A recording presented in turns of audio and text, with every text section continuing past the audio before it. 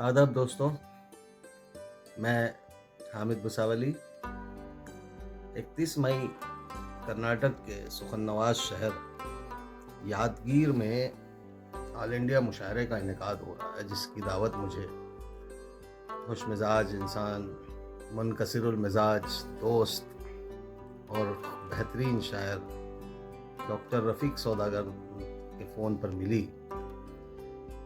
میں ہندوستان بھر میں کئی جگہ مشاعرے پڑھ چکا ہوں، لیکن جتنی تعریف میں نے بیدر کے بعد کرناٹک میں یادگیر کی سنی ہے، یادگیر کیونکہ میری پہلی حاضری ہے،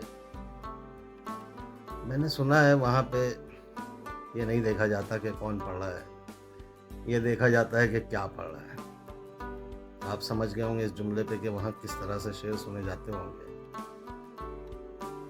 اس کے لہجے میں شان آئی ہے جس کو اردو زبان آئی ہے، اس کے لہجے میں شان آئی ہے جس کو اردو زبان آئی ہے۔ محفلیں یوں تو روز سجتی تھیں، آپ آئے تو جان آئی ہے۔ ہاں حضرات، میں ایک بات اور عرض کرنا بھول گیا آپ سے۔ مجھے یہ بھی پتہ چلا کہ 1985 سے لے کر آج تک جتنے بھی مشاعرے یادگیر میں ہوئے، یہ ڈاکٹر رفیق سوداگر اور ان کے احباب کی خصوصی توجہ میں اس لیے دلانا چاہ رہا ہوں کہ انہوں نے کسی سے چندہ نہیں کیا۔ حالانکہ مشاعرے چندے کے بغیر ہونا بہت مشکل ہے، بہت کم جگہ ایسی ہوتی ہے جہاں پر جیب خاص سے مشاعرہ کرواتے ہیں اور اردو کو فروغ دے رہے ہیں۔ تو میں ڈاکٹر رفیق سوداگر اور ان کے ساتھ میں جتنے بھی رفقا ہیں ان کو اس قدم پر، ان کے اس اقدام پر بہت مبارکباد دے رہا ہوں۔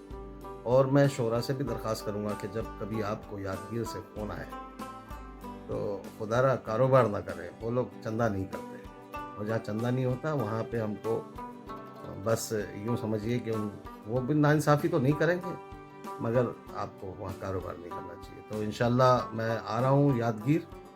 اطراف میں جتنے بھی میرے چاہنے والے ہیں، اردو کے چاہنے والے ہیں، ان سے درخواست ہے کہ کثیر تعداد میں شرکت کر کے ڈاکٹر رفیق صاحب کے اس مشاعرے کو کامیاب بنائیں۔ آداب۔